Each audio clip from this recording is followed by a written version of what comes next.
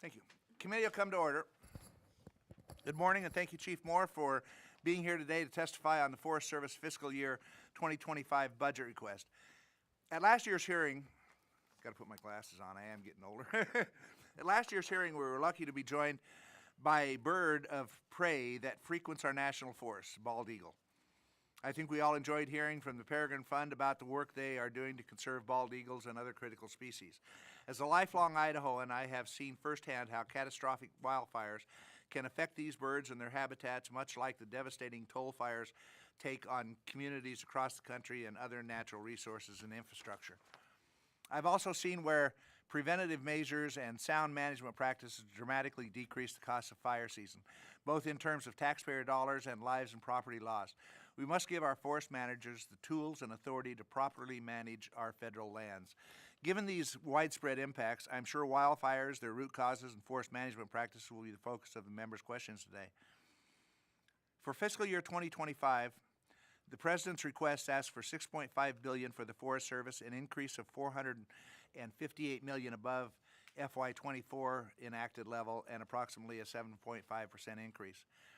Notably, the budget proposes shifting over $1.3 billion for wildfire preparedness, suppression, and salaries from brace discretionary to emergency funding. I have strong concerns about repeating the budgetary gimmicks that Congress has just rectified in the FY 2024 bill, so I look forward to discussing the Forest Service decision to propose this change. I was glad to see the Forest Service budget continues to prioritize compensation for wildland firefighters, wildland fire risk management, and access to all the resources our public lands have to offer.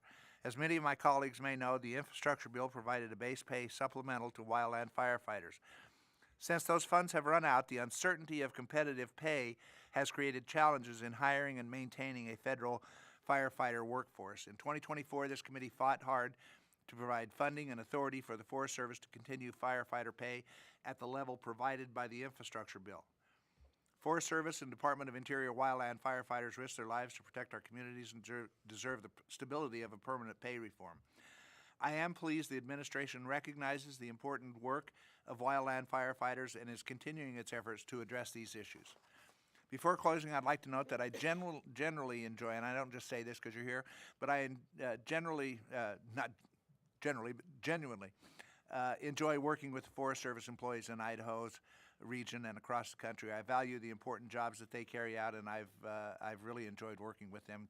They're trying to do a job that's sometimes a very tough job, because as I told you on the phone, everybody in this country knows that they could manage forests better than the Forest Service can. You know, it's the Monday morning quarterback sort of thing. But the Forest Service employees are trying to do a sometimes difficult job, and I appreciate the work they do. Your leadership at the Forest Service is vital to our public lands and communities across the country. Thank you again for joining us this morning. I look forward to our discussion and continuing to work with you. And I'd like to yield to my ranking member, Ms. Pingree, for her opening statement. Thank you very much, Mr. Chair, and thank you so much for being here with us today, Chief Moore. Thank you. We're very pleased to have a chance to talk with you and hear your thoughts on the fiscal 2025 budget request for the Forest Service. I really appreciated our most recent call. Thank you for taking the time to go over a few things with me. I know you're very aware that I come from the most forested state in the nation. We're very proud of our forests in Maine, but we're also well aware of the challenges that we're facing, from invasive species to unpredictable weather, economic issues. And we've really been supportive of all of the things which you have also around wood innovations, everything from biochar to wood fiber insulation. So I look forward to getting you to visit our state sometime so you can see some of the work we're doing, but I really appreciate your investment and support for innovations in our forests and things that can be applied across the country. It's kind of hard to believe that it took us until last month to finish the fiscal 2024, but I'm very glad that we're now starting 2025.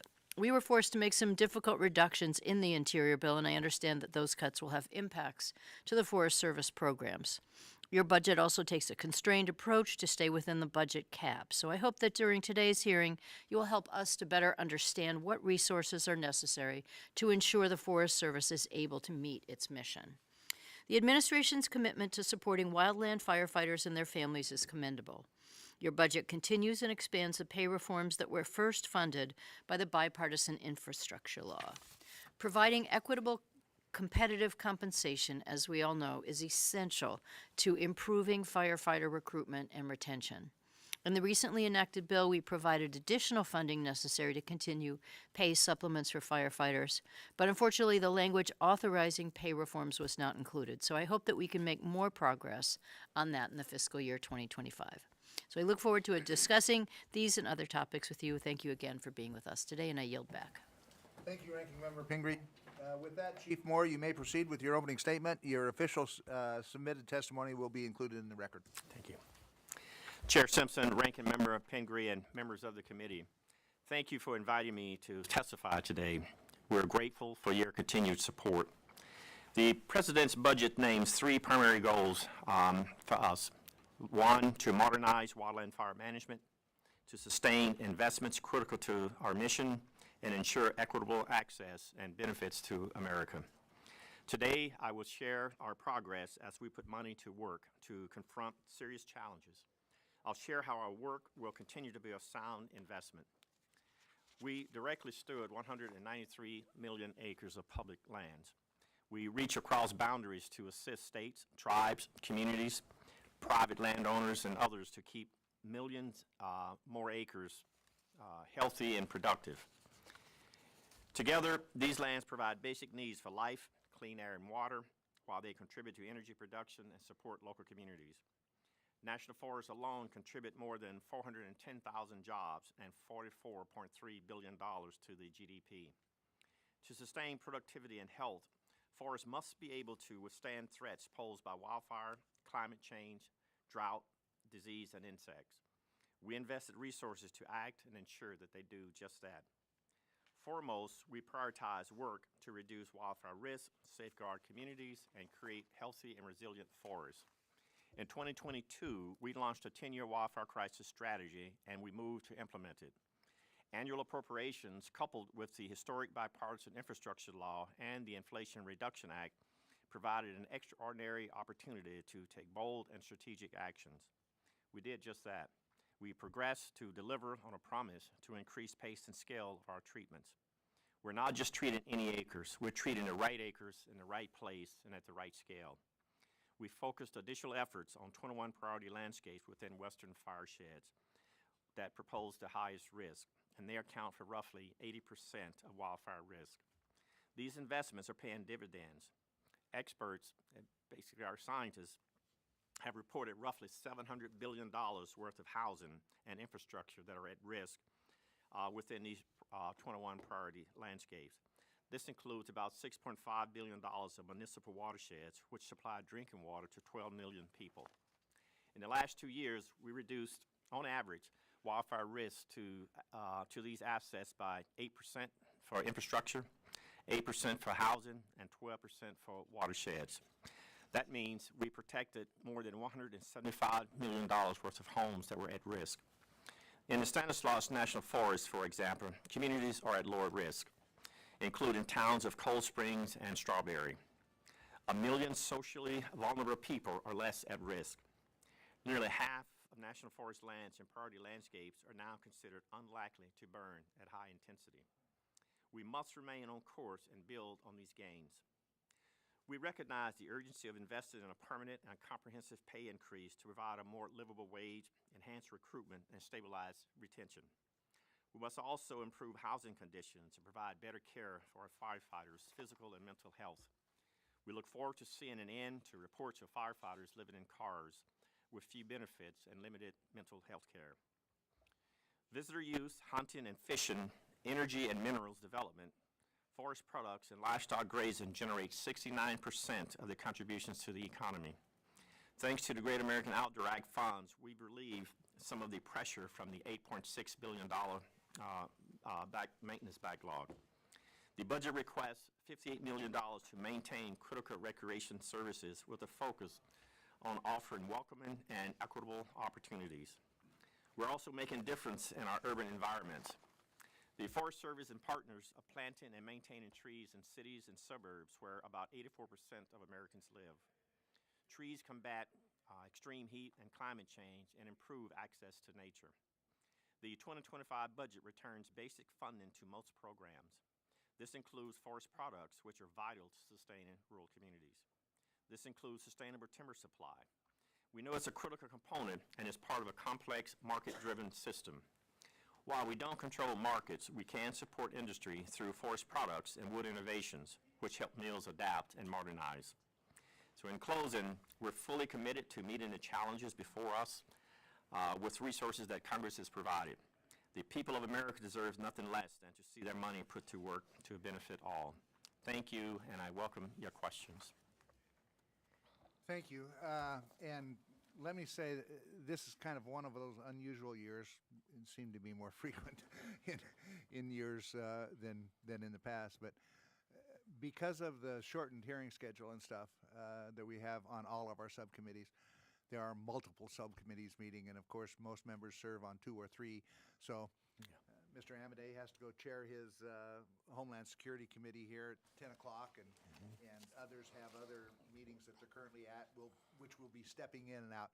It's not due to a lack of respect or anything for the Forest Service and the job that you all do, but it's kind of crazy the way things are going. It's a time period we're trying to get, because we're actually trying to get a budget to you, dare I say, before October 1st. I mean, that's kind of a goal sort of thing, you know.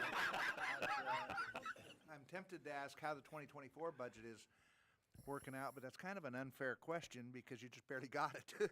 But anyway, let me ask a couple of questions here. First, thank you and your team for the work that you've put in to advance the Stubnite Mine project in Idaho. This project is essential to ensuring the United States has a domestic supply of antimony for national defense purposes.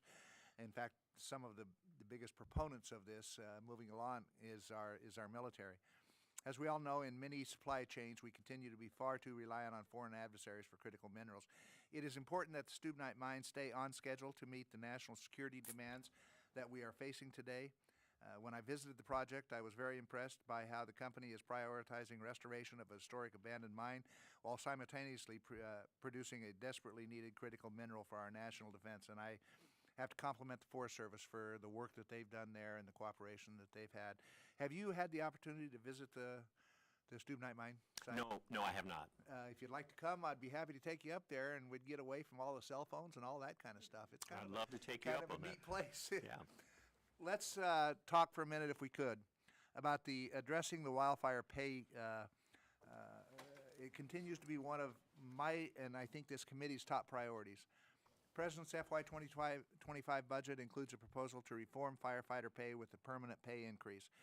As I previously mentioned, this committee fought hard to provide additional funding and authority in the 2024 bill for the Forest Service to ensure the federal agency's ability to recruit and retain wildland firefighters temporarily, but I recognize a permanent fix is needed.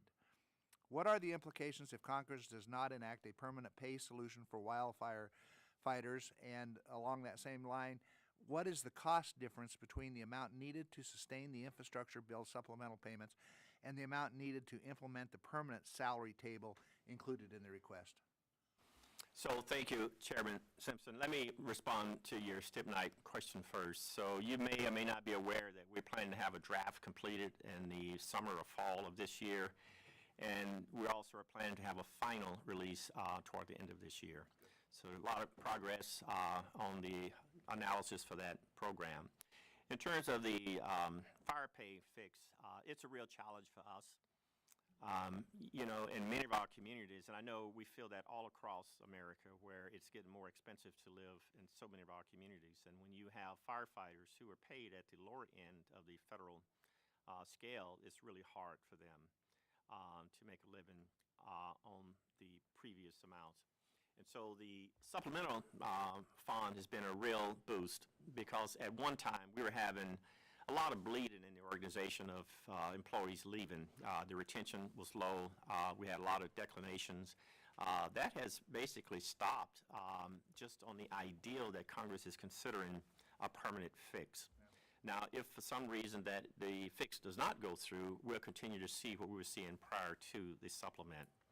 And as we've looked at some of the analysis there, the permanent pay fix is actually cheaper than the supplemental, the temporary supplemental fix that we have now. So it's all of our best interest to have a permanent pay fixture for a lot of different reasons. One of those being it's cheaper. Yeah, that's, it kind of floored me when my staff told me that it's cheaper to actually do a permanent pay fix than it is the supplemental that we're currently doing. But it's, how is the recruiting for the upcoming fire season? Is it going okay? Yeah, yes. So far, the recruitment is going good, but like I say, it's tenuous. A lot of our firefighters are a little nervous about what to expect, but so far, it's going fairly well. And so we're on schedule to meet our goals in terms of the number of additional firefighters. The one thing that people may not notice, though, is that we have about 13,000 other firefighters that are not classified as firefighters, but also support the program. Yeah. And they're employees that work in other program areas like timber, recreation, some of those types of things. Could you give me just a brief kind of, what's it like to be a wildfire fighter? What, a year-long sort of thing, you know? Because they come and work as wildfire fighters for a period of time when the wildfires are going on, and then they go back to other jobs that they have, I guess, or whatever. Could you kind of... Yeah, I think it's morphing a bit. I'll go back to when I started with the Forest Service, and I worked as a firefighter, and the work is still dirty, hard, and nasty. And when you're at the bottom of the pay scale, it's not rewarding until you get your check, of course. Yeah. But after that, it's really hard work. If I look at firefighters today, it's still hard work. It's still dirty work. It's still something that's really necessary for America. And dangerous work. And dangerous, very dangerous. And we've seen too many times where our employees have been in situations where the outcome wasn't so good. So it's imperative, I think, for us to find ways to look at the pay fix, for one, on this. And I think we're headed in the right direction. And I want to applaud Congress for all of their efforts and attention to this issue for us. So much appreciation from me as chief of the agency. Well, I appreciate that. And as you know, our debate has been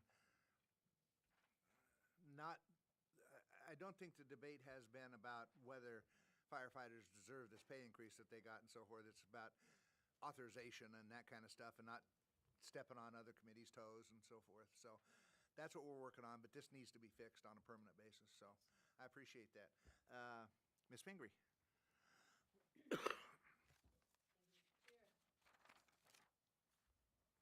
Okay. I want to start with a very parochial kind of question. I know we have a lot of issues to talk about today, but this one impacting my own state. So the state, private, and tribal forestry account provides vital financial and technical assistance to non-federal landowners and resource managers. In my home state, the Maine Forest Service has a long history of using these resources to provide services to small woodland owners, loggers, and foresters. But the state and private funding only goes so far. In the last few months, Maine has experienced 4 major storms that caused widespread water quality issues, washed out roads and bridges, and caused negative impacts to the health of the forest.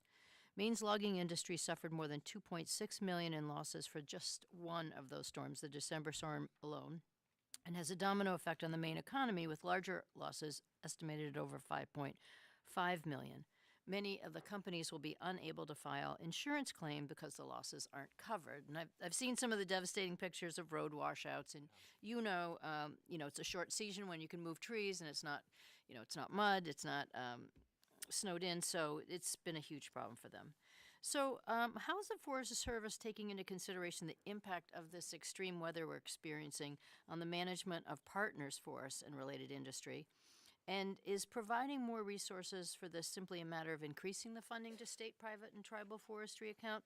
Or are there some other funding possibilities that a partner like the Maine Forest Service could explore? We're just anxious to help them, and we want to know what your thoughts are and any resources we should be looking at. Sure. So, Ranking Member, first let me say that we can and we do request funding through the congressionally required disaster unfunded needs report that's provided. And so we have received funding there. But to give you an idea,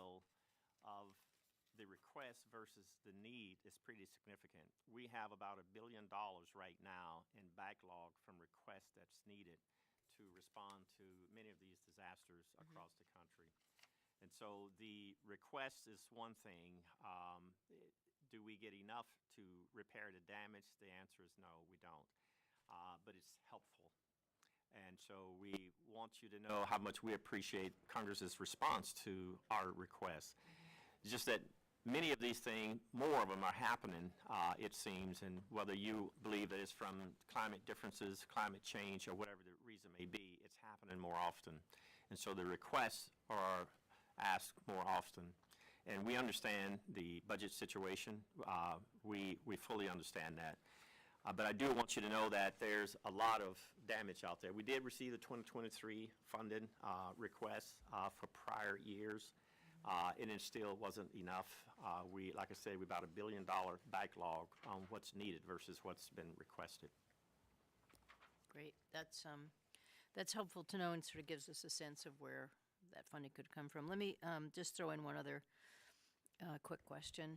So I'm very interested in agroforestry, and it's a funny thing about this committee because, you know, I also sit on agriculture, and this is kind of agriculture, but it comes under forestry, and so I got to ask you here.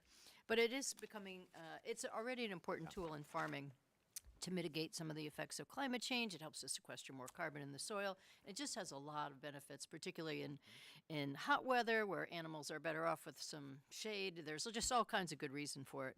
And the National Agroforestry Center plays a critical role in facilitating the best practices by providing cutting-edge science, technical assistance, the things that farmers need to be able to use this funding and this program.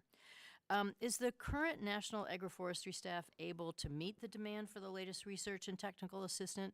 What staffing needs do you have at the center? I'll just say that from my conversations that I've had with groups from around the country and people who are interested in this in my state, there's just not enough out there right now, so I'm sort of saying, like, what do we need to be able to provide the resources that farmers need to use these tools? Yeah. So let me first acknowledge the accuracy in your statement. The Agroforestry Center provides really valuable research, and it really does a good job of translating scientific knowledge into a support base on how we can use that. If we had additional resources, for example, our top priorities would be around supporting agroforestry training, developing technical assistance material, and then promoting and facilitating agroforestry organizations, agencies, and some of the producers. Looking at how the allocations happen, though, if we use more money for the Agroforestry Center, it would also have a negative impact on some of the other research that's taking place in research and development. And so what we have in our budget now is a balanced approach based on what we have within our research and development budget. But I would agree with you, there's some outstanding work taking place in the Agri Center, and we would like to do more. Great, great. Well, thank you for that, and I'll yield back. Thank you. Because Mr. Elsey has got to get back to CJS, we're going to thank you, Congressman Cloud, for allowing him to go first. So go ahead. Thank you, Mr. Chairman, Ranking Member, and thank you, Michael, for letting me cut in line. I'm sure I'll pay for it later. Chairman, Chief Moore and Mr. Lichtenstein, the name I love to pronounce over and over and over again. Texas is comprised of 63 million acres of forested land, approximately 1/3 of the state. It is the most forested state in the lower 48, which I really didn't know, but doesn't surprise me, with 95% of that land privately held, and the entire value chain of that land is $4 billion. And of course, in February and March earlier this year, several wildfires broke out across the Texas Panhandle region where I'm originally from. Strong winds caused power lines to fall, and dry conditions allowed these fires to spread, and it was largely grassland. It wasn't forested land that burned. With the Smokehouse Creek fire damaging more than 1 million acres and Windy Deuce 150,000. Of course, these are devastating losses to landowners, but by the grace of God, truly were not more people killed. However, it killed a lot of livestock, and it took that land out of grazeland capability for many years.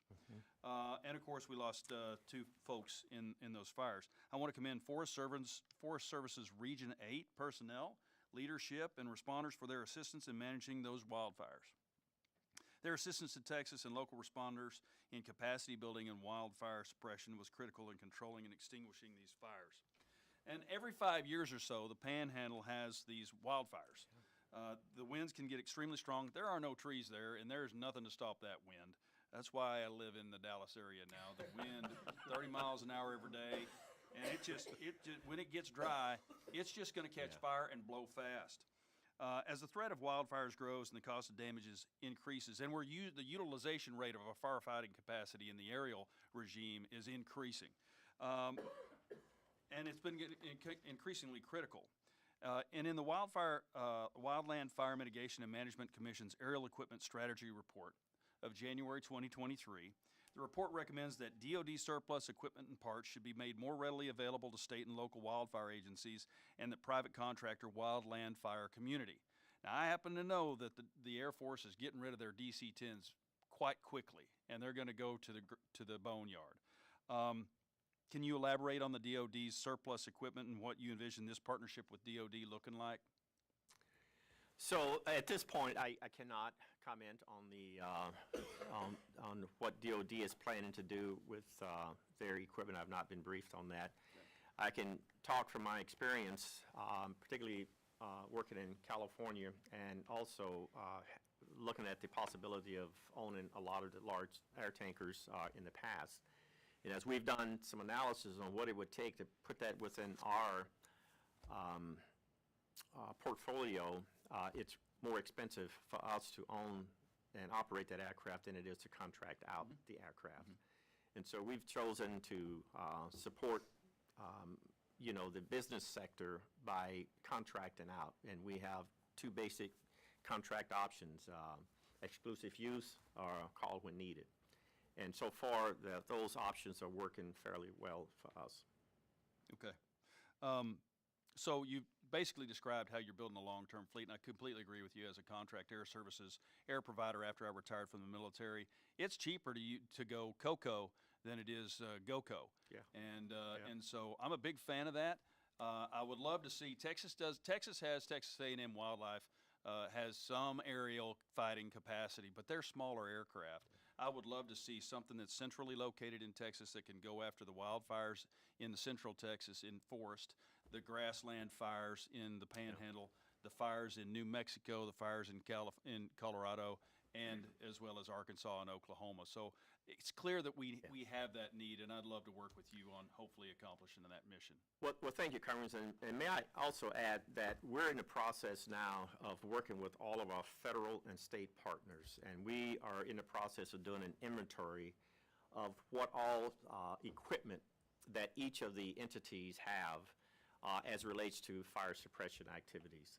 And now that we have an inventory of that, what our plan is to work strategically in a collaborative manner so that no matter where that fire starts, that we're going to approach it as a collective group where we can get to fires quicker, more effective, and more efficiently. And so that's the plan going forward. We currently have an inventory. Now we're all working together to develop a strategic plan on how we would work to respond to fire activity. Thanks, Chief. Thanks, Michael. Mr. Chairman, I yield back. Thank you for your time. Thanks, Mr. Chairman. This could be the last hearing you have with the Forest Service. Ms. Kilmer has decided to retire and do God's work, I guess. Indeed. We're going to miss you. Thank you, Chairman. And thanks, Chief, for being here.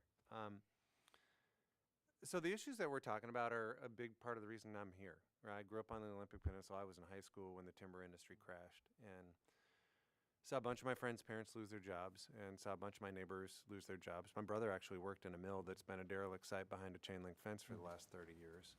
And Chairman's right, this is my last year here, and I am tired of watching our rural economies struggle in the way that they have. And I'll start with the good news. I am pleased that the Forest Service actually took some steps to achieve some modest increases in harvest levels in Region 6 last year. We were at 589 billion board feet for Region 6, which beat the target and exceeded the 2022 offerings, which was one of the lowest in decades. that's the good news. Now, here's the bad news. The numbers are still far below 2020 levels, more than 25% lowers. The Forest Service also changed course last year and began using personal use firewood permits in their timber count sales, and that's just very different than the commercial timber sales that support rural economies. And Congress has previously directed in report language shouldn't be included in those figures. And if you back out the personal use firewood, the Forest Service offered about 529 million board feet for Region 6, which is again under target, which is, every year that I've been on this committee, I feel like I say the same thing to whoever's sitting in your chair and say, gosh, could you please help my community? And here I am again. And, this is not working, right? It's not working in terms of producing meaningful harvest levels. It's not good for forest health. It's not good for preventing wildfires. It's certainly not good for supporting timber communities or providing a reliable domestic supply of one of the most climate-friendly building products around. And the impacts on our national forests and on communities like mine are pretty clear. Our national forests are overstocked. That's leading to the buildup of hazardous fuels and increasing the likelihood of fires. The increased stress also makes our forests more susceptible to insects and to disease. And meanwhile, sawmills and wood product companies that communities cannot afford to lose are closing. Just since January, our region saw 4 more sawmills close in the Pacific Northwest. And I know that resource limitations have impacted operations service-wide, but that's something our committee's been working on. And we got great people. Like we love the people in our region. We're lucky to have great partners. The Olympic Forest Collaborative has actually united folks from the environmental community and the timber industry, actually working together to try to supplement some of the work of the Forest Service to increase harvest levels, and have actually produced some pilot projects that have added a couple million additional board feet. We've got tribes and NGO partners that are working diligently to find funding and staffing to complete restoration projects and to remove culverts and provide additional capacity to the service. But I have to just tell you, everybody's frustrated. All of our partners are frustrated. And so I not to ask the same questions that I ask every year, but I'm back and I'm asking again, like, what are we gonna do to address this backlog on the Olympic that is impacting, the maintenance backlog is impacting recreation and timber harvest and conservation projects? What are the plans to solve some of the capacity issues and fill some of the vacant positions that are contributing to some of our challenges? What are we doing to improve and increase partnerships and improve the contracting process? And what are the plans to ramp up the Forest Service's ability to implement collaborative landscape scale management programs and increase timber harvest? If we're not getting there, what is the impediment? Like, what, initially we were told the impediment was fire borrowing. We fixed that. Then we were told the problem was lack of funding. We plowed a lot of resources into the service. So, like, help me understand what we got to do to fix this. Okay. So thank you, Congressman. So the first thing, I want to acknowledge this frustration in the system, even within the Forest Service, because it seems like we're being asked to do more than what we're funded to do. And we know that the need is there. Sometimes the budget don't support what the public is asking us to provide, and so it's frustrating. The other thing, though, I'll talk to you about what we are doing with what we have. And you're right, we have increased the amount of timber that we are providing, even on the Olympic. We have stabilized the program, and if you look at the out years on the Olympic, right now, we are providing stability all the way into 2040 with a steady supply between 17 to 20 million board feet. So that's the good news based on the budget that we have. Some of the challenges, though, on how you had looked at timber, firewood, biomass, and sawlogs has always been a part of the timber program and how we calculate board feet accomplished. So that's nothing different now. There are market conditions that's going on across the country now that is also having some influence. And when you look, and I'm talking globally now, so when you look at the type of material that we have versus in the heyday of when we were providing large timber, it's smaller diameter, low value material. And so even though you remove a lot of small stuff, it's not as big as the big stuff that you used to take. The other thing is that the industry and us are working together to look at how do we innovate the wood industry. And it's in all of our best interest to look at some of the opportunities that we're trying to pursue. And so far, it looks really promising. If you look at the wildfire crisis strategy and what Congress is asking us to do, we're looking at things like biochar, biofuel, of course, cross-laminated timber, the mass timber production. And we're looking at how do we encourage our business community to invest in some of these opportunities? Now, I said it looks promising because right now we have just under 2,000 facilities that's either being designed, or being built using cross-laminated timber, or what we call mass timber. We always want to talk about one of the biggest successes, which is in Milwaukee. It's a 26-story building using cross-laminated timber. We have a few facilities here in the DC area. So the market is taking off and is proving itself. And the other thing, I met with a community yesterday that came in to visit. And it was a community that was devastated by fire. And looking at some of the science that we're working on with some of the university systems, like in a forest products laboratory, we're looking at material from biochar that you can use for tidal roofing on your house. Also, the same type of material that you can begin to build homes and put walls in there that's more resistant to fire. The technology is being really developed and refined, and so I'm really optimistic about that part of it, looking into the future and how we calculate what we're able to do differently, not just saw logs, but some of the other material that comes from wood. Can you talk, I'm sorry, Chairman, if I can have your indulgence. So our region has capacity issues and vacant positions. Is there a plan to fill them? Yeah, in fact, we have filled some of the positions on the Olympic National Forest, and you know as well as I do that we had a lot of employees leaving there for a lot of different reasons. One of those being it was just hard to live there. To OPM's credit, though, they have increased the locality pay just recently, and so that will stop or stem the amount of people that have been leaving. So that's the good news in this. And then the second news is that there seems to be a bit of stability there on the Olympic National Forest. If I could, so the other thing I asked, and I'd like to hear your comment on it, is we've had this collaborative in place where the conservation community and the industry are at the same table working together, but the repeated request is to sort of increase scope and scale and look at landscape scale management programs. And if I can't figure out why this isn't happening, because this is a success story, but it just needs the Forest Service to embrace it. But we do embrace it. In fact, when you look at collaboratives all across the country, we're getting a lot of our work done through the collaborative process. I actually visited one of the collaboratives there in your state, and I looked at the large landscape approach that we're taking there and the positive impact that it's beginning to have on that community there.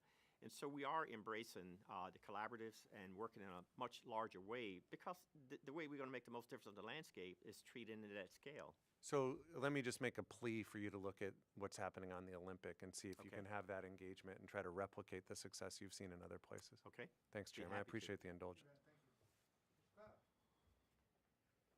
Thank you, Chairman, and thank you, Chief, for being here. And I appreciate the work that's being done through the Forest Service and your time here today. And wanted to thank the chairman and our committee chairman for at least the good faith effort we're making to get this done in time, to get back on our regular schedule. I'm always amazed that September 30th comes around in Congress. It seems like we're surprised that September 30th is on September 30th every year. But thank you for being here.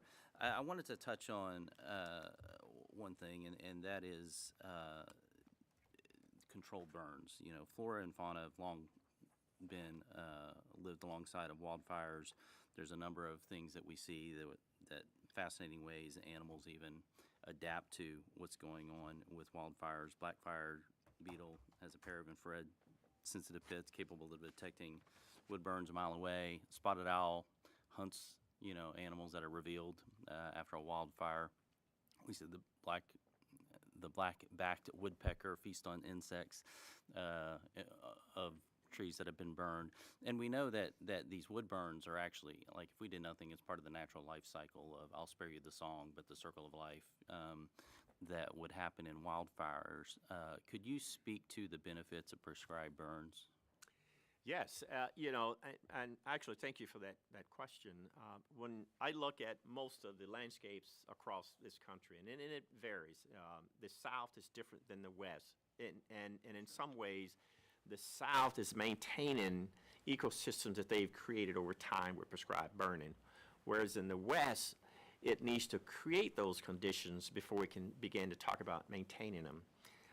To give you a kind of a difference between the two, in the West, where you have the fire-adapted ecosystems and the fact that we have not been able to go in and treat those acres at the scale that it needs treating, then it has grown up. And on average, in the past, you had about, let's just say, 40 to 60 trees per acre, particularly on the ponderosa pine, that type of ecosystem. Now you could have upwards of 600 trees or more per acre on that same acre. And so the fact that you have that much vegetation there, you cannot introduce wildfire in those areas before you thin it. And in order to thin it, and based on the type of material you have, you need to have an industry that can utilize it. And it helps to provide economic stability in a lot of our small rural communities. And so it's a cycle that we have to look at if we want to try and treat this issue in a way that there's multiple benefits from it. Now, the wood innovations approach is one of the ways we're trying to help stimulate a new way of using the type of material that we have, which is small diameter, low value. And so we're working with industry to look at different ways of utilizing the type of material we have. We still will be looking at saw logs and some of the large timber, but there's so much more of the other type of material. And that's why I mentioned some of the things that we're doing through Wood Innovations and how promising it's looking.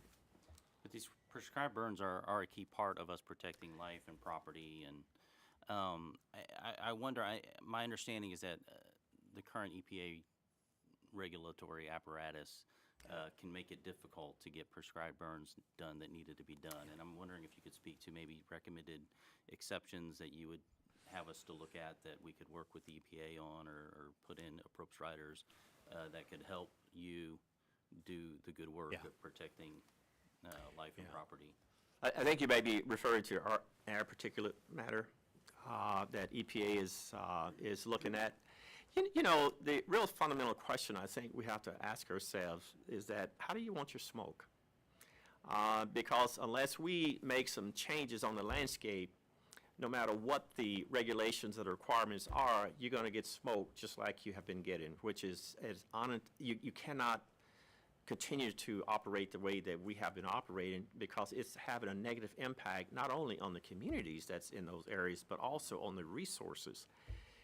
And so we have to have an honest discussion about whether we can, whatever level is there to be attained, are there opportunities to perhaps exceed that on a temporary basis until we get the landscapes in a condition where it's more healthy and resilient? That's the discussion I think that needs to take place, and I don't think it's taking place. It's almost like it's either or, and it's both. And so how do we have that conversation to talk about what's going on? Because there's so many parts of our country where we have that much vegetation. If a fire breaks out, you are going to get just an ungodly amount of particulates in the air. But if we go in and thin those areas first, and then run fires through there as prescribed fire, that's the kind of smoke that you can manage. And so then the conversation becomes that how do you manage smoke from fire? Or how do you manage smoke from prescribed burns as opposed to trying to manage smoke from wildfires, which you cannot. Right. So I think those are the conversations that need to be had. You know, just from an environmental impact and controlled burn of forest is much better than homes burning as well. You know, yes. Obviously from a livelihood and a life and because we care about the people. But I was going to ask you about the air support, but I'll just echo Mr. Elzey's comments. It'd be great to have some air support station in Central Texas. Yeah, I know the northern part of my district has experienced wildfires Yes. and really be wonderful to have that kind of support, especially with the presence of Forest in Texas. I wanted to touch on one other area real quick, and that is, one of the wonderful things about this committee and, especially the Forest Service is the ability to come in here and to work on what has typically been a nonpartisan issue. I wouldn't even say it's a bipartisan, it's a nonpartisan issue. We're working on forests. When I read through your testimony and your plans, I'm really concerned about some of the language that's in the plan that would give me pause. And then even when I've talked to people who've experienced, and this goes a little beyond you, but Parks and Rec, and just these typically nonpartisan issues are becoming, and I can just read some of this language to you. It says, the Forest Service will activate its network of environmental justice and equity subject matter experts who've led and participated in environmental justice and equity actions. I mean, that sounds like we're mobilizing a partisan political workforce to do political work from where I sit. Part of the language in your testimony said prioritizing activities that will provide benefits to certain peoples. Well, that would seem to me that we're using taxpayer money also to provide to exclude other people from receiving these said benefits that and I would just encourage you, as we continue to set policy, we want our firefighters paid, we want to make sure our forests are managed, and I have every reason to believe that in those aspects you're giving a good faith effort. But let's do everything we can to keep this a nonpartisan effort so that we can come here as a committee and make sure that we're able to support you wholeheartedly in these efforts. Okay, Congressman, can I give you an example of environmental justice that, if I could use, that you may or may not be aware of? There's a difference in how we look at urban areas versus wildland areas. Our science is telling us, for example, that in some of our urban areas, or any community, to be honest with you, where you do not have trees, temperatures could be as much as 17 to 18 degrees higher than communities that does have trees. And so when you talk about environmental justice and equity and some of those types of things, and as we look at reforestation, there's also a need to not only reforest the wildland, but also reforest urban areas where you do not have trees for a lot of different reasons, but putting trees into those communities reduces the utility bill. It lowers the temperatures in that areas, and just overall. I'll say that's something I think we can all get behind. I'm for urban reforestation, if you want to call it. Tree cities all over America. I think that's something we can get behind. Labeling it with Marxist terms like environmental justice assumes that there's been some intentional injustice, which plays into the oppressor victim mentality of Marxism. And so that's the kind of stuff that we do not need to see in a Forest Service goals. Let's plant trees, let's manage forests, let's do those kind of things, but let's make sure that this stays a nonpartisan department. Thank you. I yield back. Mr. Edwards? Yeah, thank you. Thank you, Mr. Chair. Are we using these? Yep. Is that working? Is the All green right. light on? No, there's a red light blinking. How's that? Shall I proceed? This seems to not be working. There's a green light, yeah. I mean, you're right here. Some folks like me may be hard of hearing, however. So, Chief Moore, as you're aware, North Carolina's 11th district, which I have the distinct honor to represent, is home to the Pisgah and Nantahala National Forest, over 1 million acres of the most beautiful recreation-friendly land in this nation. Within the Nantahala Forest stands the Joyce Kilmer Memorial Forest, a 3,800-acre tract with more than 100 tree species, many that predate European settlement. In my view, these are among the purest examples of old growth that we can find anywhere. In December of 2023, an article in Park Science magazine published by the National Park Service, the authors write, "An old-growth forest is something foresters will say they'll know when they see it. Yet when asked to create a formal definition, many find that impossible. However, at the end of last year, the U.S. Department of Agriculture announced a proposal to, and I'll quote, amend all 128 forest land management plans to conserve and steward old-growth forest conditions on national forest and grasslands nationwide. So my question is, as the nation's top forester, what's your definition of old growth? As not all tree species have the same lifespan, and how do you tell when a given species is considered old? So these, Not congressmen, but trees.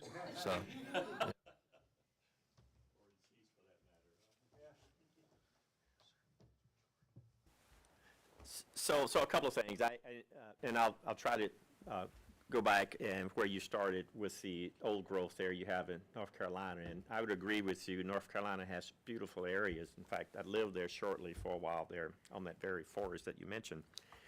And one of the things that I have grown to appreciate is the differences across this country from the South, the East, the West, the Midwest. And there are differences that needs to be appreciated. And not everything is equal. On terms of the old growth that you may be referring to, I think is around the tulip trees, which are some really old, beautiful trees. I happened to be briefed on that recently, and in that briefing, it does acknowledge that there's a lot of recreational use and even some root damage. But it also talks about, the storm that went through there, which is creating most of the damage to that old growth area there that you're referring to. Now, I would love to visit with you on site there with some of the staff there so we can walk through there and we can talk about what's really causing damage to that old growth area. And so if you would like to, we can try and set up a time where that could happen because I would like to see it again as well. The other piece, in terms of the mature and old growth, that's the MOGs is what we refer to it. As I said, it's depending on the species, it'll determine what old is. So maybe I could just refer to the intent behind the amendment. And it was really looking at the differences across the country, which I mentioned earlier, and how do we address those differences? And we don't have a framework where there's a level of consistency on how we would address this issue.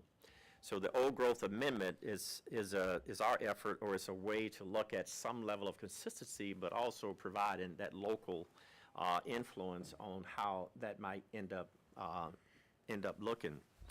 Now, the other misnomer about old growth is that it's going to take away from some of the other project work that's taking place across the country, and we don't believe that it will. We initially did an assessment of old growth across the country.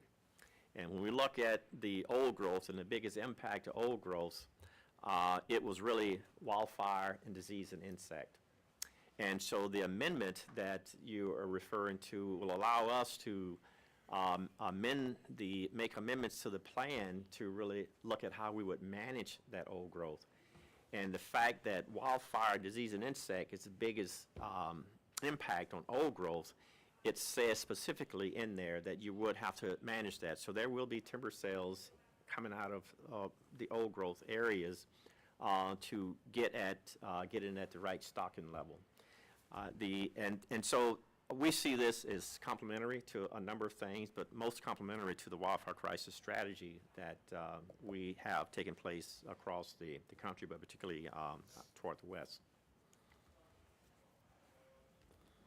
am I still on deck? I don't see a clock.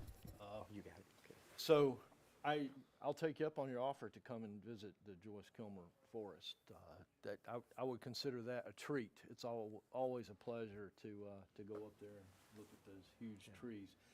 I just add, I think that this is important in my district because I visited the Joyce Kilmer Forest, and the tree huggers literally are killing the trees. And my office worked with the Forest Service to try to get them to voluntarily put some protections in place. They ignored our request, and so I'm working on a bill or an amendment now, just looking for the vehicle to insert it that would require protection of those huge, huge yellow poplars that you mentioned. But we'd love to have you in the district. Have Yeah, you- and I think just walking the ground, talking about what you're seeing, what you're hearing, and just having a conversation about it might be a really good way to approach that. Thank you. I Thank you. appreciate the invitation.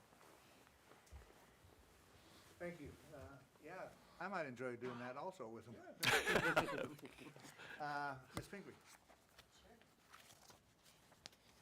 Well, thank you. I just want to go back to a little bit more about firefighting and in particular the fire fix itself, which we've sort of talked around a little bit.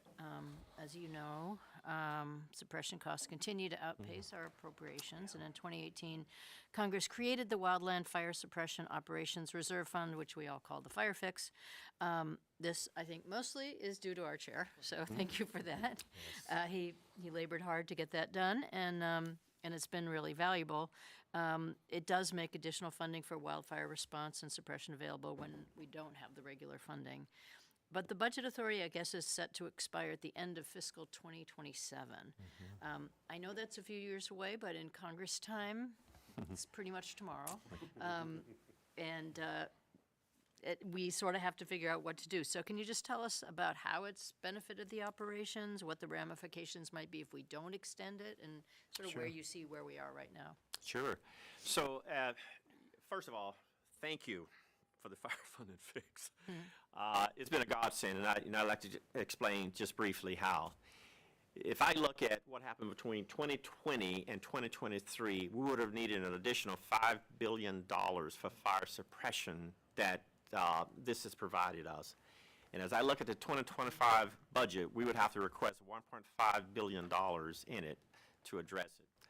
I think more than anything, the fire funded fix provided stability in the operational areas of the agency, because it was taking money that was targeted for other resource areas to look at fire suppression. And the 10-year average, as you know, was going up every year. And every year, the requests, the movement from some of the resource programs into fire was just really having a devastating impact on the other program areas within the agency. So this fire funding fix was not only necessary, but it provided us with the stability that we needed to do some of the things that we've been talking about here this morning. So if that was not renewed, then we'll go back in time and looking at the impacts and implications that it would have on the other parts of our mission, which would be devastating to the agency as well to the American public. Well, thank you for that, and I think we just need to say, don't ever think of retire until we've gotten that. Yeah, I know you're not retiring anytime soon anyway. You're a young man here in Congress, but it's like, you know, we gotta make sure we reauthorize that whenever we can get it done. Yeah, the only other thing I want to talk about is wood innovation, and you've done that quite a bit. I would just say, as I mentioned earlier, and kind of apropos of what my colleague Mr. Kilmer said, and I know it's a very different region out there, and we would be blessed in Maine, I think, if we had the quality of timber that you have, so that we were strictly like a saw log industry. We do have some wonderful mills, but we have always traditionally been more of a pulpwood kind of state, a lot of spruce, fir. So we've always dealt with sort of a secondary species in a sense and turned it into paper, but we went through the same level of devastating closures over the last decade plus. You know, everything from losing our paper industry to China to people just not using paper, which I suppose is good in the long run. But anyway, and we have really had the benefit of a lot of groups working together, our industry, our workers, our state government, to kind of think into the future.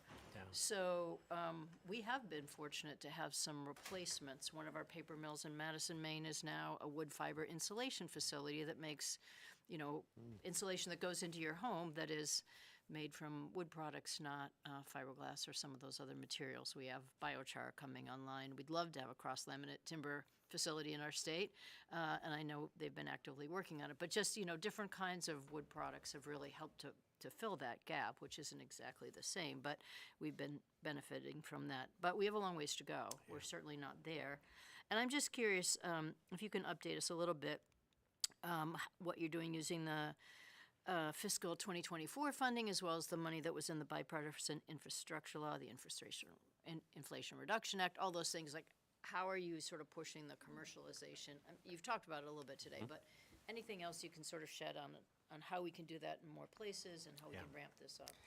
So I think it's really important that we acknowledge that we need to bring the community into any decision that we make. I think they stand to benefit from that. And so before we get too far out with a lot of ideals and direction, we want to invite the community in to help us think through this. We are moving, and we think that it's essential that industry with us and other partners look at the wood innovations as the opportunity into the future, because we think that that's where it's at, and we think that survival of the industry needs to be looking at that. And before we do our own thinking, like perhaps we've done in the past, we want to sit down and say, let's think together about how to address this issue. That's a good way to look at it. Well, thanks for the work that you're doing, and I yield back. Thank you. Couple of topics that I want to question you about. Congressman Elsey brought up one, and that was the aviation needs. The Forest Service, together with tribes and other partners, launched a 10-year wildfire crisis strategy in January 2022. Having a long-term, forward-thinking, cohesive wildfire plan allows Congress to hold the Forest Service accountable, and most importantly for this committee, allows the committee to plan for expected budgetary needs to carry out that strategy. This type of proactive planning should also be used or applied to the Forest Service approach on aviation assets.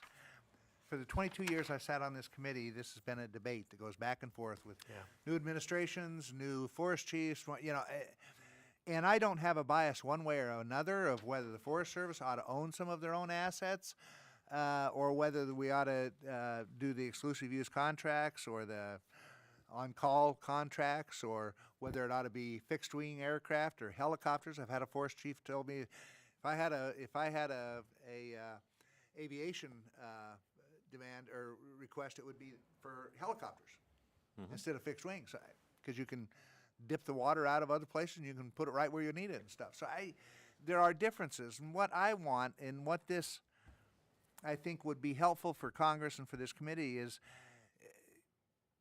can we create a 10-year plan of where we want to go, understanding that administrations will change and so forth. But if I can look down the road and say, this is what we're going to need in the future, and I guess that asks, the main question is, if you were king for a day and you didn't have to answer to the administration or to Congress, what would you have? Or has anybody thought about that? What would it be like 10 years from now? For the force, and it may be best that it's so expensive to have a small fleet of your own that it's best to do exclusive use contracts. You know, I was smiling internally because I was thinking, well, what if I was chair of the House Appropriations Committee? but I get your point that you're making. We wouldn't wish that on anybody. Well, I get your point, and I was trying to mention earlier on some of these things that we're doing, because I think we've reached a point in our country where we have to stop looking at this thing from individual eyes. And part of looking at the aircraft, since it's so expensive to use, a part of the future look, if you will, or looking at a strategic plan, I think we have to sit down with everyone that has aircraft within their portfolio. And I mentioned earlier, that's the states, that's other federal agencies, and that's us. And I think we do have to look at what would a strategic plan look like for aircraft use moving into the future. And so we have, I think it's today or tomorrow, a summit that's taking place now to really look at this issue. And it's designed to get at exactly what you had mentioned, is having I don't know if it's a 10-year, but having a strategy put together so that we can manage what we see taking place across the country, which is year-long fires now. So it's fire years rather than fire season. And so we're acknowledging that, and we think this is in the country's best interest that we put state resources together with all the different federal resources to develop a strategic plan on how we will respond from an area standpoint to fires that's taking place in this country. And so we are working on that. I would encourage you to involve Congress in that also, whether it's the Resource Committee or whether it's this committee or whatever, because we may have some interest in what it's going to cost and all that kind of stuff. And so keep us involved and informed of what's going on there. Be happy to. As we look at the future. One of the other things that I want to talk about, and most of these we've talked about a little bit, we've talked about the number of acres that we've done preparedness on and that kind of stuff. And I guess that's how we measure the success of the money that we've spent. That's the performance matrix we've had. Is that right? Is that the right way to do it? Or are there other ways we should measure the success of how the Forest Service is doing in doing fire preparedness and that type of stuff? Because getting a forest prepared for a fire out in the wilderness of Idaho is a little different than doing it next to a community that's going to burn to the ground if something happens. Yeah. So is there a better way to measure our performance metrics? I wonder if you've been sitting in on some of our meetings. I've got a wire. Well, it's interesting that you mentioned that, because one of the things that the Wildfire Crisis Strategy is asking us, and it's asking us questions, and I'll share what some of those questions are. It's outputs will always be important to us, and they'll always be a part of what we do.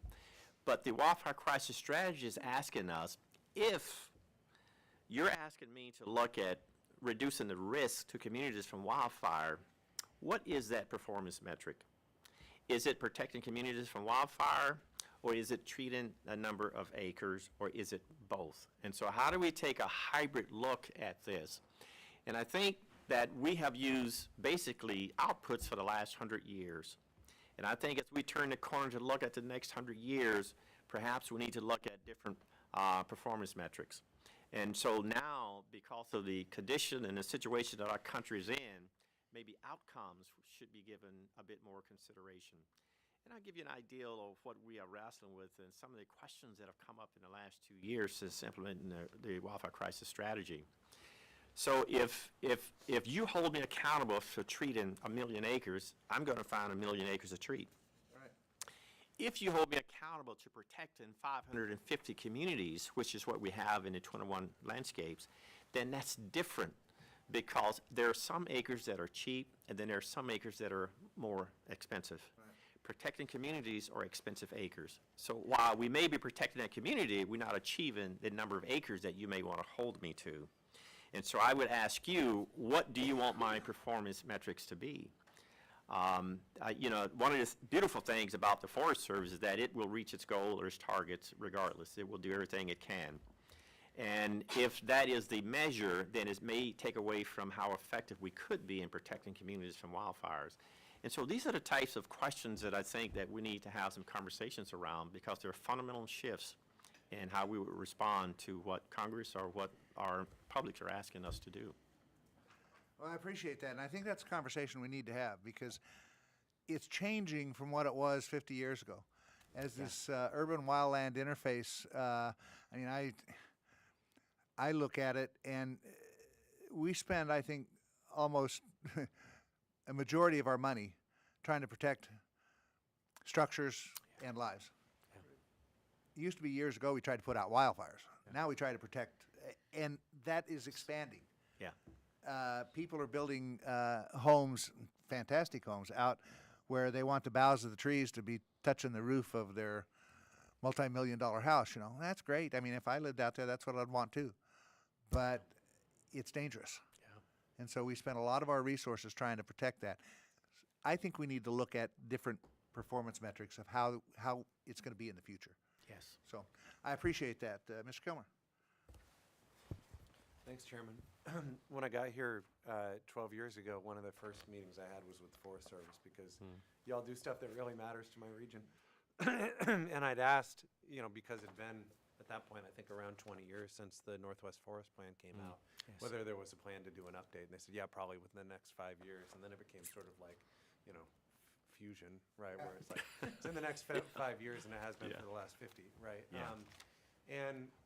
Thankfully, you're actually doing it. So thank you for that. This process of amending the Northwest Forest Plan. I say that in part because I think we've learned a lot about what's working and what's not working, what's working from a forest health standpoint, and that there are some changes that we can make that could better serve our conservation goals and that could potentially help our economic needs as well from a harvest standpoint, from a timber production standpoint. We have heard some concerns just about the sort of limited scope of this because it's just an amendment process. We've heard some concerns about the short timeline. And, I think it's important that we get this right because it may be another 30 years. I think there is a real opportunity to increase some of the forestry work, to improve some of the conservation outcomes, to meet the needs of rural communities. But we have to have something that's durable and effective. And so I'd love to just get a sense of like what the thinking is, both in terms of the timeline, what the goals are. Obviously, I have a parochial interest in terms of the Olympic and whether you think, where you see this landing in terms of what are some of the goals, how you expect it to impact both some of our conservation goals and our harvest goals. Yeah, so let me give context before I answer. And a part of what you'll see that's different is that, we want to look at public engagement, public involvement in a different way. And before we get too far out ahead of ourselves talking about what this new forest plan is going to look like, we need to sit down with people and the communities and talk about what they want their forest to look like. And so at this point, we've gone out and we released a notice of intent, which you may be referring to, and we've invited public scope and comments, but we have not developed any proposed actions or anything. We're currently created this Federal Advisory Committee, and this Federal Advisory Committee is going to help inform us of what's next. And so we are going slow in the beginning so that when we do get started, then we have a vision and we have a goal that we're going to try and achieve. So right now, I would just say stay tuned. We are trying to engage our public into this process. We know that the Northwest Forest Plan is always and will be pretty significant, even going again. But we're committed to it. We're committed to engaging our publics in what we do and how we do it. And that's where we are now. We're waiting on the Federal Advisory Committee to inform what's next for us. So do you have a sense of timeline in terms of what? I think the interest on our side is, to have something where there's adequate opportunity for stakeholder engagement that can land on some long-lasting, durable, and effective solutions. Yeah, so I've had a lot of experience with forest plan revision, and I also know that if left on its own, it will take forever to do a plan. And I'll use the example when I was in the Eastern region, where I had 12 plans to do, but I looked at 2 or 3 other plans, and it had taken 5 and 7 years, and it still wasn't completed. And so that's costing American taxpayers money. Because we always see a way to improve it, and so we start back over because we find things that make it better, and that's a continuous kind of cycle. And I think for us, the federal government, we need to get beyond that. And so to give you an idea, and this is my thought process, I had developed a 2-year plan in the Eastern region, and I had to do 12 plans in 2 years. And after people, they were mad for a while, of course.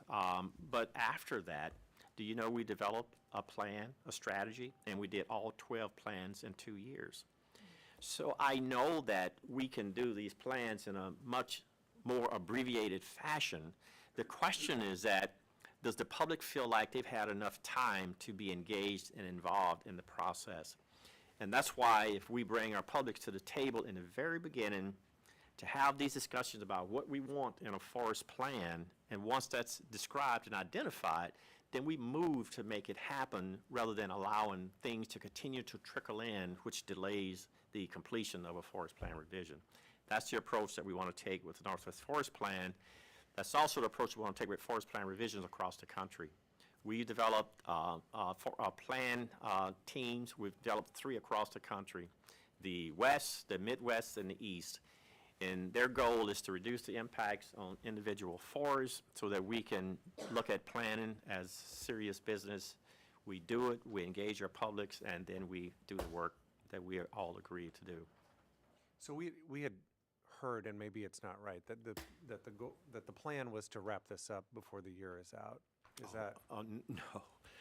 No, we couldn't possibly wrap this up. I'm not sure what part of it you're talking about, but we want it to take as much time as necessary in the beginning. Okay. So that, we have input. And I am saying, once we have that input, then we go to work. Okay. And to make it happen. So we're not rushing through the beginning, because that's the most important part of it. Great. I think people feel like we've learned a lot, right? Like, the whole idea of the adaptive management areas as places for experimentation. Turns out we haven't really done much of that. And, there are things that we have learned that I think it is appropriate to update, and I'm glad you're taking it on. So thank you. Thanks, Chairman. Thank you. Mr. Edwards? Because this is appropriations, my eyes go to some of the dollar amounts in your testimony that you had selected to provide for us, and I had a couple of questions on that. You mentioned $207 million for hazardous fuels reduction. What is a hazardous fuel? It's reducing that fuel that serves as kindling for fires. Right. So forest management. Is there any plan for replacing any of that, or are you just talking about cleaning out? Replacing. Any of the hazardous fuels, which would be, I'm supposing, old growth, dead limbs, that sort of thing? Well, that's a part of, so how do we use the material that we take off the forest, if that's what you're saying? Or do you replace it with anything? Replace the trees? Maybe? No, in fact, we want to remove them so that they're not serving as kindling for fires. All right. But we also want to create jobs out of it if we can in the process. You referenced $1.5 billion for National Forest System salaries and expenses. What percent increase would those salaries get, and would you be adding any FTEs with that $1.5 billion? The only increase that those folks were getting is the 2% COLA that we included in the creation of this document. That'd be their pay increase. That was part of everybody would be getting, not just those employees. Would that encompass the entire 1.5 billion, or It's a part of. what percentage? Well, the actual increase to salary of employees, again, is 2%. Okay, and that's part of the 1.5 billion? That's correct. What's the other part? Their actual base pay. So we're paying them their full salary every year. All right. This is in addition to. I read that to be an increase. of Oh, no. 1.5 No. million. That's the total amount. I'm sorry. Very good. Yes. You referenced $470 million for information technology capabilities to allow the public to better access our services. That strikes me as a bit odd. It seems like all we need is a website that says, put your phone down, turn off the TV, and get out here and see for yourself. So tell me just a little bit more about how we would use information technology to provide better access. So that's for all of our technology in the agency. It's not just for that, that part of getting outdoors. And $316 million for forest and rangeland research, which continues investment in one of the things mentioned is carbon accounting. What do we mean there? What kind of research would we expect to conduct on carbon accounting?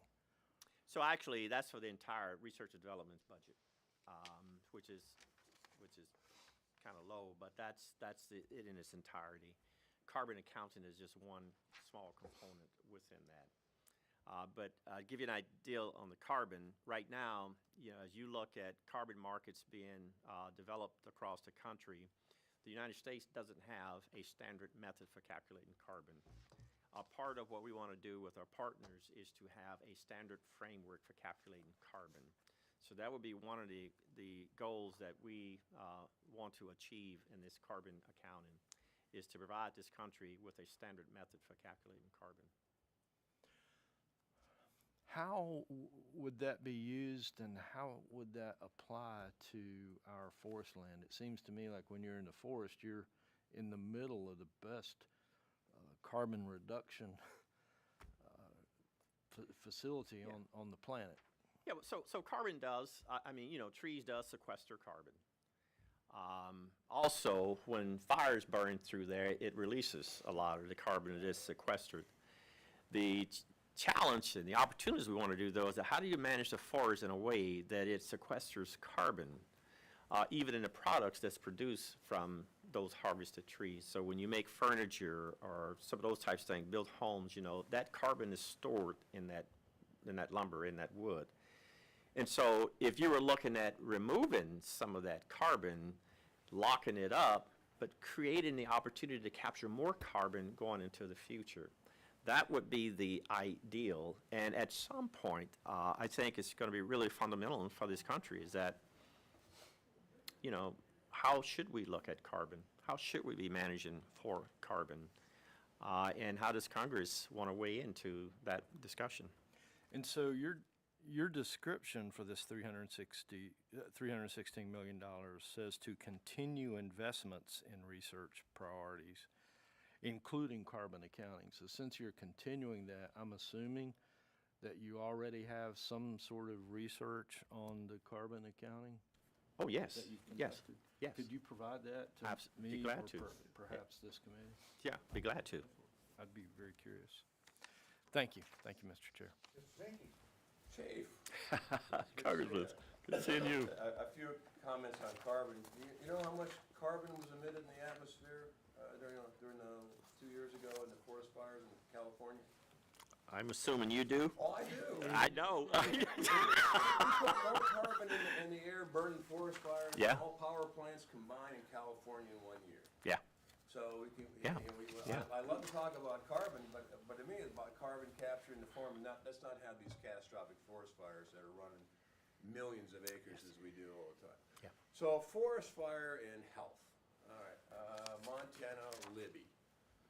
In that forest, and that new superintendent, we were very excited to get him. And then when he came, the output was not what we thought. In fact, in the Libby forest, the sustainable yield is 250 million board feet a year.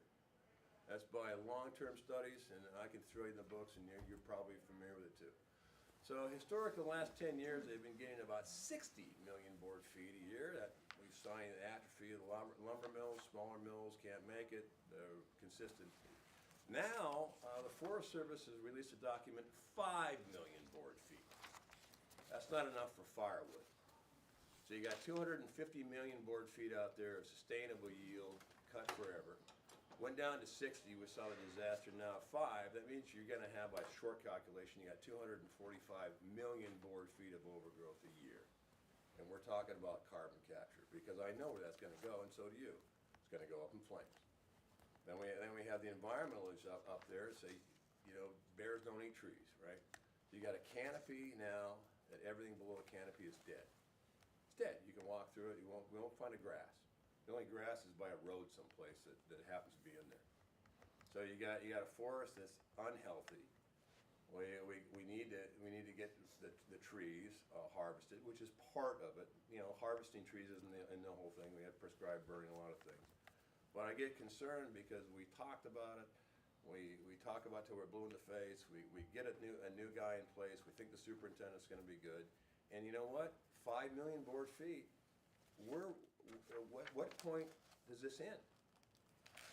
We're going to have to manage our forests so they're healthy. So have you looked at the forest? And you're a long-term chief, and I've known you for a while, and I think you're one of the best we've had. But how do we break the barrier of managing our forests where we can have a sustainable yield, so smaller lumber mills can say, you know what, I'm going to make this investment based on a known raw material, because God knows the forest has enough material to make those little timber mills fine in an industry which help. So how do we break through this? So a couple of things. One, allow me time to check into the specifics of what you're talking about, because I'm not familiar with the specifics. I do know that when we talk about regrowth on a forest, there's different ways that it's calculated, because you're looking at everything, steep slopes, wilderness, by-country areas, and that's not what's available for us to manage. And so I want to look into the specifics of that, and I'll get back with you on that. You know, we don't remove timber off very steep slopes. We can't. We don't have the equipment to do it. Usually the value is not there if you helicopter log it. And so for a lot of different reasons, we're not even, wilderness areas. And so sometimes when the total volume is calculated, it's looking at all of that. And so I want to look specifically into the issue that you're talking about and get back with you on it. Well, would you agree that from 250 to 60 to 5, that is outside the norm? Yeah. And I don't know the specifics around that issue, and that's why I will look into it and be happy to get back to you on that. That would be a significant drop, and if that is accurate, I don't know what the rationale behind that would be, but I will find that out. Madison's concerned we've lost Pyramid, we've lost Roseburg, we've lost a number of these mills. Not all of it has been raw material input, so not all of it has been there. Yeah. Wages are up, equipment needs to be, but I get concerned because as these mills fail, and if we have 5 million, there's just not gonna be a possibility of a mill there. And a mill is not the answer, it is a part of the answer of a healthy forest. Yeah. And historically, we've had a lot more foresters in the Forest Service than we do biologists. It seems like biologists have grown, the foresters have atrophied. Second thing is, I'm concerned about aviation. You know, I've talked to you about the Boise Center, the aviation section, pushing for military standards on aircraft, civilian aircraft that fly, 47 Deltas, which I'm familiar with.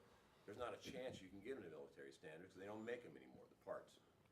So someone is pushing there to push the military standards on civilian fleet of aircraft. I've talked to the military liaison on it. They don't think it's a good idea at all, but I've talked to someone in there. So I am absolutely opposed to pushing these guys to mil spec on aircraft because the parts and the supply chain can't support it. So I don't know who's doing it, but if you would look at that and get back to me on it.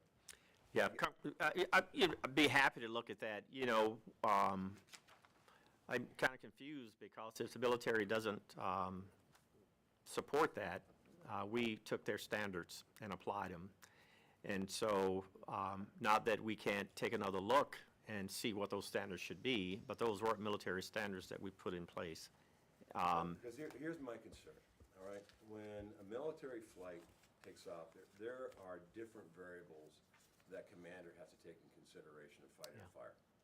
He looks at training, he looks at the situation as far as enemy, national security. There's a lot of variables that you don't have. Your variable is safety and make sure you get out there. But when you have a military standard, there are checks and balances there that are necessary in combat that are not necessary, especially civilians, augmenting, a fire. Yeah. When we make these arbitrary hurdles, I can tell you from the guys that fly, they won't fly. Yeah. And then when it's all of a sudden, you got to have a military spec on a 47 Delta. If they don't train, if they don't fly, then they lose their qualifications and standards. And now you're not going to have any aircraft when you need them because they're out of spec.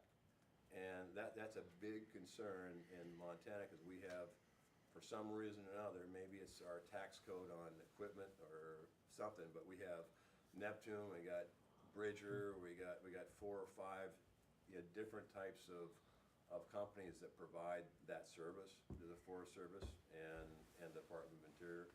And all of them are in panic over this because they just don't have the capability to move to a military standard on parts. Some of these parts aren't even made anymore. They're out of the system completely. 47 Deltas haven't been in a while. There's nowhere for the military to get the part. So then you got to go out and you got to find someone who can make it, and they're not going to make it with the same military standard because they're under FAA. They're not under the mill. So if you look at that, I will. and I just want to say thanks. I appreciate what you do. It's not easy to take the reins of of a large institution like that, but thanks. I appreciate your effort, Thank you, Congressman. Mr. Chair. Thank you. Just a couple quick questions before we wrap this up. The Forest Service plays a vital role in public-private forest restoration initiatives around the country. In some instances, industry partners have committed hundreds of millions of dollars in capital investments to support and achieve the goals of these collaborative landscape scale initiatives to to restore forest health and reduce the threat of catastrophic wildland fires.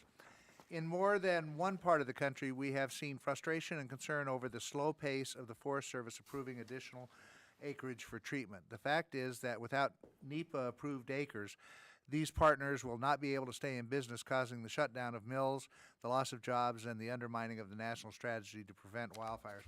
What are the biggest impediments to the Forest Service approving additional NEPA-approved acres for treatment in regions prone to catastrophic wildland fires? Is it largely a funding issue, a personnel issue, and how can the Forest Service step up to access the NEPA-approved acres for these partners? And what steps can Congress take to assist the Forest Service in expediting the availability of NEPA-approved acres for forest health restoration and thinning efforts in regions prone to catastrophic wildfires? So, Chair, it's a combination of all of those. And what we have right now is really a balance based on the budget on what we can afford, whether it's NEPA or whether it's personnel. I'll tell you some of the things that we've done, though, over the last few years to improve our efficiency and our effectiveness of the program. We have moved now, about 87% of our NEPA is categorical exclusion, which is the lowest form of that. And so we have about 1,130 or so categorical exclusion that we implemented this past year. And we have very few EAs, environmental assessment versus environmental impact statements, EIS. So we are looking at trying to utilize, the appropriate tool for the work. And so we've increased the use of CEs by 7% from just 3 years ago. So we're looking at that. The other thing, the Secretary of BuildSAC has given us the emergency authority. And this past year, we had about 37 projects, which includes about 1 million acres of work to do on the ground. And so the thing about the emergency authorities is that it reduces the amount of time for us to complete projects anywhere between 4 to 6 months. And so we've been looking at a whole range of tools to help us manage and to find the right tool to do the work that we're being asked to do. One more question, and this one's from, it's generally asked by Mr. Amadei. I'm surprised you didn't ask it, but his mind must have been on Homeland Security stuff. The 2023 Wildland Fire Mitigation and Management Commission report found that a lack of housing is a significant barrier to the recruitment, hiring, and retention of federal wildland firefighters. Many Forest Service duty stations are in areas where housing costs and availability are beyond the economic means of wildland firefighters, the majority of which are paid at the GS3 and GS4 level. The President's budget requested for the Forest Service included a request for funding specifically to address this. Is there a role for building materials like mass timber that is fire resistant that could be sourced from our own forest to support this initiative? Yes, there are. In fact, I've been doing show and tells lately, and I didn't think to bring some of the material that's being developed from a forest products laboratory. We got to train you to do that. I mean, when we have things in front of us, I didn't it's even know if it was appropriate, but I wanted to do that. In fact, I've been having some of those discussions, and you're right about a lot of different communities. It's getting tougher and tougher for our employees to live in many of our communities where it's just expensive to live, and there seem to be more and more of that. And you've heard these stories about firefighters sleeping in cars rather than because they can't afford. You've also looked at some of our government housing is another option, and those houses are, quarters are located out where the work needs to take place. So I want to get a really good feel for what our employees and what we were asking our employees to do, and so I had a chance to stay in a couple of those quarters this past summer just to experience what they're experiencing. And there's a lot of work that needs to take place in many of our quarters. And so that's why we were looking at updating the quality of housing in many of our, just really the remote, small rural areas there where we're asking employees to live and work to suppress fires, but also do other kinds of work that we do out there. And so it's really important for us to be able to look at this whole the government quarters of the housing issues, because otherwise our employees are not able to live in many of those communities. It's three-pronged, though. You know, it's availability, affordability, and then it's the upkeep. In those three areas, and it's not just our problem, of course, it's the community's problem. It's America's problem, really. And so somehow we're going to have to come together because it's affecting not only our recruitment, but our retention. And as our young people grow up and have families, in many of those locations, it's not a place that they want to raise their families because they can't afford to. And so Right. the problem is just multi-pronged, but it's one that I think we need to address because it's having an impact on what we're able to do. Well, it's not only true of the Forest Service, it's true of the BLM, a Yes. few of the National Park Service and other areas. That's a challenge across the board. Anything else? Thank you very much. Anything else? Why did I guess you'd have something? Well, just a couple comments. One on housing. Yeah. I would look at the Yellowstone Park housing that we did. We had the same issues, a lot of there. Very expensive, but we found a company manufacturer. They're happy with the housing units we did, but that's not. I know they're in an effort to make it fleet-wide there, but that's not bad to look across there and take a look at what CAM is doing at Yellowstone. What I'm hearing a lot of times on seasonal workers, it would be great if we could bust the hiring practice and give the local superintendent some flexibility to hire, because when they do, USA.gov, there's a lot of kids out there that you don't have to worry about housing because they have a house, family there in that area. But it seems to be we've created this barrier where local people can't go in on, especially in seasonal, because the local superintendent doesn't have the capacity. I think the local superintendent, at least the regional office should have the capacity because they are probably more in tune what's going on. So I would encourage looking at that. What I'm also hearing is a lot of the contracts on the private side firefighters. They bid on the contracts, and now I guess Department of Labor through your office has increased the minimum wage for a firefighter in different categories, but the gap between what they bid and now what they have to pay is significant, where now we're going to send them out of business because they can't make up that cost. When you bid on something, you figure, well, I'm going to pay the guy $22 an hour. No, I have to pay him $37 with a contract. And again, in Boise, they're not allowing any compensation for it. I don't see how we can, I didn't agree with the Department of Labor's assessment on it, but I didn't agree with it. It doesn't mean it didn't happen. So now it's in there, and these companies, the same guys that we're going to rely on this season, they just can't provide the service under those contract conditions because they have to, by law, pay the guys more, and there's no room in it. So to say, hey, absorb it, these private companies can't absorb it because even the cost of labor will drive them under. So that's going to have to be looked at, and I understand Boise has some flexibility in compensation on it, but it's also going to cost more money. So money's not free, right? So Right. if you pay these guys, then there's an upstream problem on it. But I'd like to work with you on figuring out how to do that. Okay? And with that, Mr. Chairman, great hearing because I only got to Yeah, listen to it. I was going to say you're only here for the last part. I was going to say we got to close this hearing down before you criticize Boise anymore. So Notice I said Boise. I fully yeah, live next door. I appreciate it, and I suspect with these wildfires fighters, you're going to have some stiff competition now from those flipping burgers and those $20 an hour minimum wage that they now have in California. If I'm going to go fight wildfires for about the same price, why not go flip burgers where I'm not putting my life in danger every other day? Anyway, thank you for the job that you do, and thank your employees. They do a great job. I love working with them. Sometimes we have differences of opinion, but that's okay. Sometimes me and my wife have differences of opinion. And guess who wins in that one? So anyway, thank you for taking the time to join us this morning.